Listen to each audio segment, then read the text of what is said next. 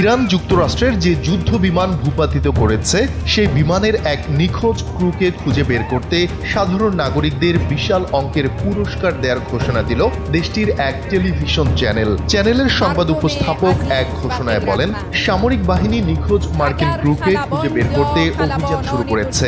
কোহ গিলুয়ে ও বোয়েব আহমদ প্রদেশের নাগরিকেরা, আপনারা যদি শত্রু পক্ষের পাইলট বা ক্রুদের জীবিত ধরে পুলিশ বা সেনাবাহিনীর হাতে তুলে দেন, আপনাদের মূল্যবান পুরস্কার দেয়া হবে।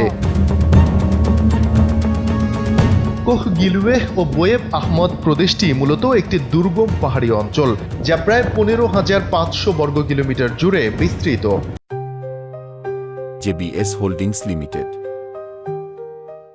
ইরানি কর্তৃপক্ষ পার্শ্ববর্তী চাহার মহল ও বুখতিয়ারি প্রদেশেও সাধারণ মানুষকে তল্লাশি চালানোর অনুরোধ জানিয়েছে।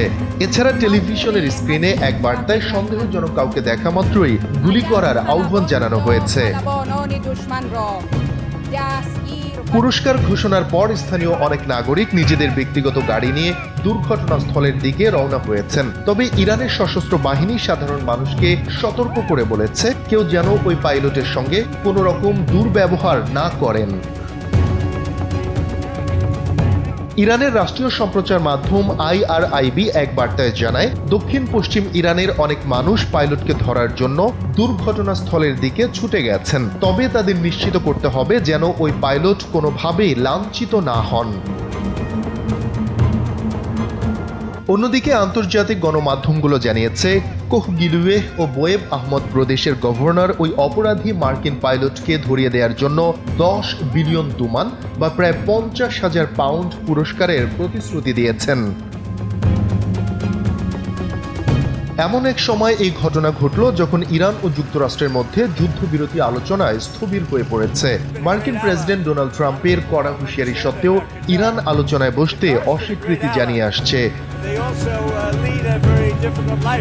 দ্য নিউ ইয়র্ক টাইমস ও ওয়াল স্ট্রিট জার্নাল জানিয়েছে, বিধ্বস্ত বিমানটি ছিল F-15E মডেলের। এই ধরনের বিমানে সাধারণত একজন পাইলট এবং পেছনে একজন ওয়েপন সিস্টেম অফিসার থাকেন। সংবাদ মাধ্যম এক্সিওস ও CBS নিউজ জানিয়েছে, বিমানের 2 পাইলটের একজনকে মার্কিন বিশেষ বাহিনী উদ্ধার করেছে, তবে দ্বিতীয় জনের খোঁজে এখন তল্লাশি চলছে।